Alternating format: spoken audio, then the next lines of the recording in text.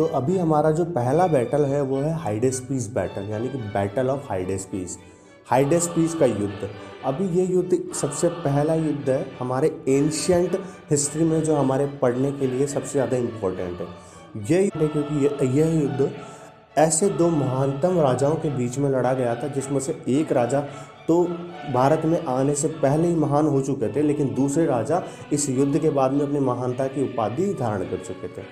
मैं बात कर रहा हूँ अलेक्जेंडर द ग्रेट, सिकंदर महान के बारे में, जो पूरे पर्सिया को जीत करके अपने विश्व विजय का सपना लेकर के भारत में आए थे। और दूसरे और जो राजा थे वो थे हमारे यहीं के पंजाब क्षेत्र के पौरस, जो पौरवा किंगडम से बिलोंग करते थे।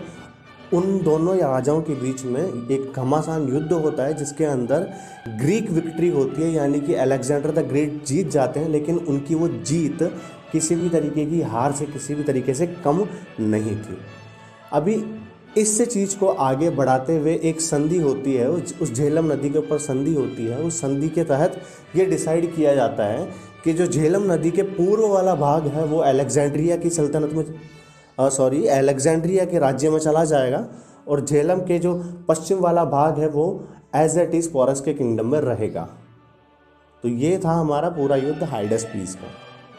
अभी इसमें सबसे ज़्यादा ध्यान देने योग्य, याद रखने वाली जो बात है वो है कि ये युद्ध लड़ा कब गया था। एक्चुअली मतलब ये देखें तो यह युद्ध 326 यानी कि 326 BC ईसा पूर्व में लड़ा गया था, यानी कि ईसा मसीह के जन्म के 326 वर्ष पूर्व में यह लड़ा गया था। और इस युद्ध के बाद में हमारे भारत की एक शक्ति को ग्रीक साम्राज्य पहचान चुका था, जिसके बाद में ग्रीक लोगों से और भारत के लोगों से एक अच्छे संबंध भी बने, जिसके एग्जाम्पल हमको, अगर हम हिस्ट्री को आगे पढ़ते हैं तो हमको अशोक के टाइम पे भी दिखाई पड़ते हैं, हमें चंद्रगुप्त मौर्य के टाइम पे भी दिखाई पड़ते हैं, और कुछ धनानंद के टाइम पे भी आगे दिखाई पड़ते हैं। और एक तरीके से ऐसा कहा जा सकता है कि सारे संबंध इस युद्ध के बाद से ही स्टार्ट हुए, या फिर सारी कहानी इस युद्ध के बाद से ही स्टार्ट में हुई थी। अभी इस युद्ध के बारे में याद करने के लिए एक ट्रिक बनाई थी मैंने। वो ट्रिक है, जब सम्राट अशोक 269 BC में मगध की गद्दी पर बैठे थे, तो उसके जस्ट 8 साल बाद यानी कि 261 BC में ही उन्होंने कलिंग पर आक्रमण कर दिया था। यह युद्ध सम्राट अशोक व स्टेट ऑफ कलिंग के बीच में था, जिसमें सम्राट अशोक की जीत हुई थी। लेकिन यह युद्ध इसलिए इम्पोर्टेंट है क्योंकि इस युद्ध के द्वारा सम्राट अशोक के जीवन में बहुत बड़ा परिवर्तन आया था। उनके सामाजिक जीवन में, उनके राजनीतिक जीवन में उन्होंने युद्ध करने की नीतियों को अपनी बदल दिया था, युद्ध करना छोड़ दिया था और बौद्ध धर्म को अपना लिया था। तो इस युद्ध के कारण ही बहुत बड़े चेंजेस आए थे। इस वजह से इस युद्ध को याद रखा जाता है, और यह युद्ध इसलिए बहुत ज़्यादा इम्पोर्टेंट है। इस युद्ध के द्वारा सम्राट अशोक ने अहिंसा, परोपकार, दान, प्रेम, इन सब का रास्ता अपना लिया था। अब एक ऐसा समय आता है जब हम हमारी एंशियंट हिस्ट्री को ख़त्म करके इस पॉइंट से हमारी मिडाइवल हिस्ट्री यानी कि मध्यकालीन भारत को स्टार्ट करते हैं। वो समय था अरब इन्वेजन का, यानी कि अरबी लोगों का भारत में आक्रमण का, जिसमें सबसे पहला आक्रमण मोहम्मद बिन कासिम ने किया था, जो एक अरबी कमांडर थे। ध्यान रखिएगा, ये एक राजा नहीं थे, ये एक अरबी कमांडर थे, जिन्होंने 712 ईस्वी में सिंध पर विजय प्राप्त कर ली थी, और उस समय दाहिर सिंध का शासक था। यह कमांडर उम्मयद कैलिफेट से ताल्लुक़ रखता था, और इसका कोई उद्देश्य भारत में राज करने का बिल्कुल भी नहीं था। इनका उद्देश्य था भारत में मुस्लिम धर्म का प्रचार प्रसार करने का, और भारत में जो भी सोना या फिर जो भी धन दौलत की चीज़ें उन्हें लूट करके ले जाने का। क्योंकि उस समय एक बात तो पूरे के पूरे विश्व में, अरब में, यूरोप में फेमस हो ही चुकी थी कि भारत एक सोने की चिड़िया है, भारत में अथाह पैसा या फिर धन दौलत की किसी भी चीज़ की कमी नहीं है। और फिर इसके कुछ सालों बाद में, यानी कि कुछ 150 सालों बाद में 932 ईस्वी में एक साम्राज्य की स्थापना हुई थी, और ये साम्राज्य तुर्की साम्राज्य था, जो गजनी साम्राज्य के नाम से जाना जाता है। इस साम्राज्य का एक राजा महमूद गजनी भारत में आया, और इसने भारत पर 17 बार आक्रमण किया। यह मूर्ति पूजा के बेहद खिलाफ था, तो इस कारण इसने पूरे देश में जितने भी मूर्तियाँ लगी होती थी, या फिर जिस जिस जगह इसने आक्रमण किया वहाँ पर इसने मूर्ति भंजक जैसा काम किया। इन्होंने मूर्तियों को या तो वो अपने साथ ले गए, या फिर उन्होंने मूर्तियों को तोड़ दिया। इसने भारत पर पहला आक्रमण 1000 ईस्वी में किया, जिसमें पेशावर पर किया था, और 1001 में जो आक्रमण किया था वो राजा जयपाल के विरुद्ध किया था, जिसमें जयपाल की पराजय हुई थी। और 1008 में इसने नगरकोट के विरुद्ध हमले को मूर्तिवाद के विरुद्ध पहली महत्वपूर्ण जीत बनाई। महमूद गजनी का सबसे इम्पोर्टेंट आक्रमण हुआ था, वो हुआ था 1025 ईस्वी में, जिसमें इसने सोमनाथ के मंदिर को लूटा था। और इसका अंतिम युद्ध जाटों के विरुद्ध था, जो 1027 में हुआ था। अब हम बात करने वाले बैटल्स ऑफ तराइन के बारे में, यानी कि तराइन के युद्ध के बारे में। बेसिकली 2 युद्ध हुए, जिसमें से पहला युद्ध 1191 में हुआ था, जो पृथ्वीराज चौहान और मोहम्मद गोरी के बीच में हुआ था। इसमें पृथ्वीराज चौहान की विजय हो गई थी और मोहम्मद गोरी हार करके वापस अपने क्षेत्र में या फिर अपने राज्य में चला गया था। लेकिन इसके जस्ट 1 साल बाद में मोहम्मद गोरी वापस से पूरी तैयारी करके, यानी कि 1192 में वापस आता है और पृथ्वीराज चौहान से युद्ध लड़ता है, जिसमें पृथ्वीराज चौहान की हार होती है और मोहम्मद गोरी पृथ्वीराज चौहान को अपने साथ गजनी वापस ले जाता है। अब इनको याद करने की एक ट्रिक बनाई है, वो है तारा 9 2 11 पृथ्वी जीता गौरी हारा। पहले तो मैं आपको बता दूँ, ये ट्रिक मैंने नहीं बनाई है, मैंने भी किसी टीचर से यूट्यूब से ही पढ़ी है। तो हम इसको पढ़ते हैं, तारा 9 2 11 पृथ्वी जीता गौरी हारा। इसका कहने का मतलब है कि जो तारा है, यानी कि तराइन के बारे में बात कर रहे हैं हम, दोनों युद्ध को तारा से याद करेंगे, तराइन से याद करेंगे। 9 2 11 इसमें ध्यान रखना है कि इसको उल्टा पढ़ना है। 1191 और 1192 2 सन हमको इसमें पढ़ने हैं, जिसमें पृथ्वी जीता गौरी हारा। पहले वाले युद्ध में क्या हुआ था, पृथ्वी जीता था और गौरी हार गया था। और इसका जस्ट अपोजिट दूसरे वाले युद्ध में हुआ, जिसमें गौरी जीत गया था और पृथ्वी हार गए थे। तो ऐसे याद करना है, तारा 9 2 11 पृथ्वी जीता गौरी हारा। यानी कि तारा मतलब तराइन, 9 2 यानी 1191 और 1192, जिसमें पृथ्वी की जीत हुई, गौरी हार गया 1191 में, और 1192 में देखें तो पृथ्वी हार चुके थे और गौरी जीत गया था।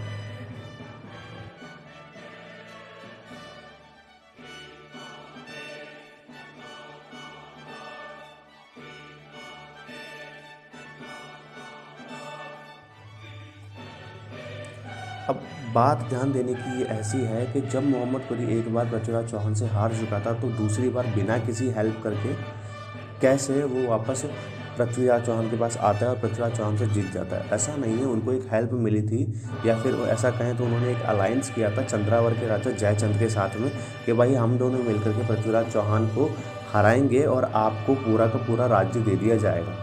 लेकिन ऐसा हुआ नहीं। जब पृथ्वीराज चौहान को वो अपने साथ में ले गया, उसके कुछ समय बाद में वो चंद्रावर के पास आए और वापस चंद्रावर से उन्होंने युद्ध लड़ा, और इस युद्ध में मोहम्मद गोरी ने चंद्रावर के राजा जयचंद को हरा दिया था। तो इस युद्ध को हमारे याद करने की जो ट्रिक है, वो है चांद जैसा गोरा मुखड़ा। इसमें चांद का मतलब चंदावर से या फिर चंद्रावर से हम ध्यान रखेंगे, और इसी चांद से हम जयचंद को भी ध्यान रखेंगे, और गोरा तो मतलब मोहम्मद गोरी हमको पता ही पड़ रहा है इसके अंदर। और ये युद्ध तराइन के द्वितीय युद्ध के 2 साल बाद में, यानी कि 1192 के 2 साल बाद में 1194 में हुआ था। तो इस चीज़ को हमको ऐसे ध्यान रखना है। अब आते हैं हमारे बैटल्स ऑफ पानीपत, यानी कि पानीपत के बैटल हुए थे। ये एक तरीके से एक सीरीज़ है तराइन की तरह, लेकिन इसमें 2 नहीं, इसमें 3 युद्ध हैं। उन तीनों युद्ध को हम पढ़ेंगे, जिसमें first battle of Panipat, second battle of Panipat और थर्ड बैटल ऑफ पानीपत को हम पढ़ने वाले। फर्स्ट बैटल ऑफ पानीपत यानी कि पानीपत का प्रथम युद्ध बाबर और इब्राहिम लोदी के मध्य हुआ था, जिसमें बाबर ने इब्राहिम लोदी को परास्त कर दिया तथा मुगल साम्राज्य को स्थापित कर दिया था। और ये युद्ध 1526 ईस्वी में हुआ था। अब इस युद्ध को याद करने की ट्रिक है, बेबी इबा अब 6 साल का हो गया है। कहने का मतलब है कि बेबी इबा अब 6 साल का हो गया, यानी बेबी मतलब बाबर, इबा मतलब इब्राहिम लोदी, और 6 साल मतलब 1526 के बारे में हम बात कर रहे हैं। तो इस चीज़ को ढंग से याद रखना है, ट्रिक को एक तरीके से समझना है कि बेबी के बारे में हम जब भी बात करेंगे, आगे आने वाली जो स्लाइड्स में बेबी के बारे में जब भी बात करेंगे तो बाबर से ही बात करेंगे। और 6 मतलब 1526, तो 1526 में 152 हमको एक तरीके से याद ही रखना है। अब हम बात करेंगे 6, 7, 8, 9, तो 1526 की बात कर रहे हैं। 1526 में बाबर ने इब्राहिम लोदी को हराकर मुगल साम्राज्य स्थापित कर लिया था। अब आता है हमारा सेकंड बैटल ऑफ पानीपत, यानी कि पानीपत का द्वितीय युद्ध, जो 1556 में उसी के 30 साल बाद में लड़ा गया था। और किसके द्वारा लड़ा गया था? बाबर के पौत्र अकबर के द्वारा लड़ा गया था हेमू विक्रमादित्य के खिलाफ। अब इसमें क्या हुआ, इस युद्ध में अकबर ने हेमू विक्रमादित्य को एक तरीके से परास्त कर दिया था। अब इसकी ट्रिक है, अब की बार तो हमने भी अपना 56 इंच का सीना दिखा ही दिया। अब की बार मतलब अकबर हो गया, हमने मतलब हेमू, अकबर हेमू आ गया नाम से, और अब की बार 56 इंच का सीना, यानी कि 56 यानी कि 1556 की बात हम कर रहे हैं। तो इस तरीके से हमको इस ट्रिक को याद करना है। और अब आता है थर्ड बैटल ऑफ पानीपत, यानी कि पानीपत का तृतीय युद्ध। जिसमें अहमद शाह अब्दाली ने मराठाओं को परास्त कर दिया था। और यह युद्ध हुआ था 1761 में। अहमद शाह अब्दाली कौन है, मराठा कौन है, एक ऐसा युद्ध हुआ था जिन इन दोनों के बीच में युद्ध हुआ था, एक तरीके से सत्ताधारी युद्ध था। और ये सबसे ज़्यादा इंपॉर्टेंट युद्ध भी माना जाता है, जिसमें अहमद शाह अब्दाली ने मराठाओं को परास्त कर दिया था। इस युद्ध को याद करने की ट्रिक है हमें हमारा दिल दे दो, जिसमें हमारा मतलब मराठा से आ सकता है और दिल से हम अहमद शाह अब्दाली को याद कर सकते हैं। अब हम बात करने वाले बाबर के द्वारा लड़े गए युद्ध के बारे में। तो बाबर के द्वारा लड़े गए युद्ध का पहला बैटल तो पानीपत का प्रथम युद्ध ही था, जिसके बारे में हमने जस्ट पहले ही पढ़ा है, जिसकी ट्रिक हमने बताई थी कि बेबी इबाब 6 साल का हो गया। अब हम बाबर के द्वारा लड़े गए सेकंड युद्ध के बारे में यानी कि द्वितीय युद्ध के बारे में बात करते हैं। और वह युद्ध था खानवा का युद्ध, जिसमें बाबर ने राणा सांगा को परास्त कर दिया था। और यह युद्ध 1527 में हुआ था। ऐसा कहा जाता है कि यह बाबर की सबसे बड़ी जीत हुआ करती थी उस समय की। अब इस युद्ध को याद करने की ट्रिक है कि बेबी अब जब 7 का हो गया, पहले बेबी 6 का था, अब बेबी 7 का हो गया है, तो 7 की उम्र में उसने पानी संग खाना खाया।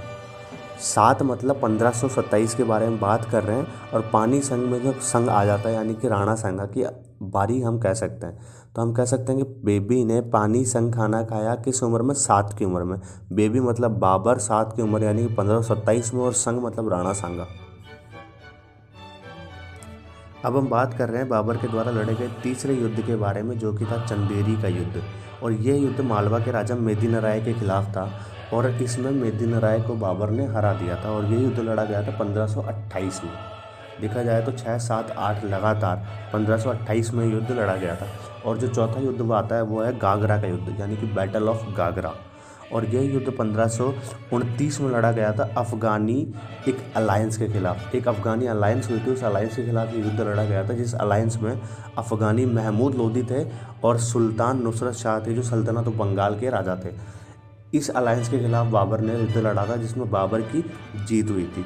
अभी इन दोनों युद्ध को याद करने के लिए एक कंबाइंड ट्रिक है। वो ट्रिक है कि जब बेबी 8 साल का हुआ तो उसने चंदेरी को मेहंदी व गागरा लेकर अफ़गान भेजा। ध्यान दीजिएगा, जब बेबी 8 साल का हुआ तो उसने चंदेरी को मेहंदी व गागरा लेकर के अफ़गान भेजा। तो इसमें चंदेरी से हम पहले वाले बात कर सकते हैं कि चंदेरी का युद्ध है, और मेहंदी मतलब मेदिनीराय को हराया था, और गागरा वाले युद्ध में इन्होंने अफ़गान को हराया था। तो ऐसा हम इस तरीके से याद कर सकते हैं। अब हम हुमायूं के द्वारा लड़े गए युद्ध के बारे में बात करने वाले, जिसमें भी 3 युद्ध हैं। और उनमें पहला युद्ध बैटल ऑफ चौसा। अब चौसा एक जगह है जो बिहार में पड़ती है, तो उसके बारे में पढ़ने वाले हैं बैटल ऑफ चौसा। यह युद्ध 1539 में यानी कि 1539 में हुआ था, जिसमें शेरशाह सूरी और हुमायूं के बीच में युद्ध हुआ था। इसमें शेरशाह सूरी की विजय हो गई, हुमायूं को अपनी जान बचा करके भागना पड़ा था। और इसी के बाद में जो सेकंड युद्ध हुआ था, वो सेकंड युद्ध बैटल ऑफ कन्नौज हुआ था। और इस युद्ध में भी शेरशाह सूरी की विजय हुई थी, जिसके कारण पूरी तरीके से हुमायूं परास्त हो चुका था और उसे भारत छोड़कर ही जाना पड़ा था। और यह युद्ध 1540 में यानी कि पहले युद्ध के, चौसा के युद्ध के जस्ट 1 साल बाद में ही हुआ था, इसीलिए इसे कन्नौज का युद्ध बोला जाता है। और इस युद्ध के बाद में शेरशाह सूरी ने भारत में एक नई डायनेस्टी बनाई, जिसका नाम था सूरी डायनेस्टी। अब हुआ ऐसा कि इनकी मृत्यु के बाद में यानी कि शेरशाह सूरी की मृत्यु के बाद में एक नए राजा वहाँ पर बने, सिकंदर शाह सूरी, जिससे हुमायूं ने वापस से युद्ध लड़ा था। यह युद्ध सरहिंद में हुआ था। सरहिंद जगह है एक, सरहिंद में ये युद्ध हुआ था, और 1555 में हुआ था, जिसमें हुमायूं ने सिकंदर शाह सूरी को परास्त कर दिया था और वापस से मुग़ल साम्राज्य को दिल्ली सल्तनत में या भारत में लागू कर दिया था, यानी कि गठन कर दिया था। तो अब हम इसमें ट्रिक देखते हैं, या वो युद्ध का, इन युद्ध को याद करने की ट्रिक देखते हैं, जिसमें पहले 2 युद्ध यानी कि चौसा और कन्नौज के युद्ध को याद करने की ट्रिक है हमारे शेर की चौकन्ना चाल। शेर मतलब शेरशाह सूरी के बारे में बात कर रहे हैं। चौकन्ना में चौ तो आता है चौसा से, और कन्ना से हम कन्नौज याद रख सकते हैं। और चाल से हम एक तरीके से देखें तो चाल से हमको 40 का पता पड़ता है, 40 और 39, यानी कि पहला वाला युद्ध जो चौसा का युद्ध था वो 39 में हुआ था, और जो दूसरा युद्ध था वो 40 में हुआ था। तो इस तरीके से हम इसको याद कर सकते हैं। और बैटल ऑफ सरहिंद यानी कि सरहिंद के युद्ध को याद करने के लिए हम एक ट्रिक याद कर रहे हैं कि हम सब ने बचपन में सिकंदर के बारे में सुना है, यानी कि हम सब ने बचपन में सिकंदर के बारे में सुना है। तो बचपन तो आता है 55 से और हमसे मतलब हुमायूं याद कर सकते हैं। और सिकंदर के बारे में बताइए, सिकंदर शाह सूरी के बारे में हम बात कर रहे हैं।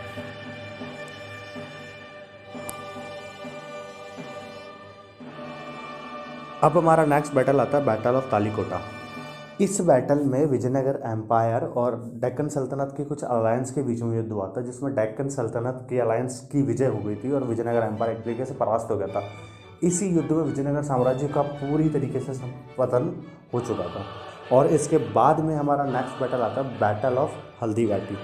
इस बैटल में अकबर और महाराणा प्रताप के बीच में युद्ध हुआ था, जिसमें अकबर की विजय हुई थी। और इस युद्ध को याद करने की एक ट्रिक है, जिसमें है कि एक बार हल्दी के साथ दूध पियो, प्रताप के जैसे 6 पैक अपने आप आ जाएंगे। जिसमें हल्दी के साथ में हल्दी घाटी का आप याद कर सकते हो। और एक बार से अकबर, प्रताप से महाराणा प्रताप, और 7 और 6 ये 2 दिख रहे हैं आपको, तो 7 और 6 यानी कि 7-6 है, यानी कि 76 में ये युद्ध हुआ है। 1576 में हम इस तरीके से हम इस युद्ध को याद कर सकते हैं। अगर आपको ये वीडियो अच्छी लगी तो प्लीज़ इसे लाइक करें, शेयर करें और सब्सक्राइब करें।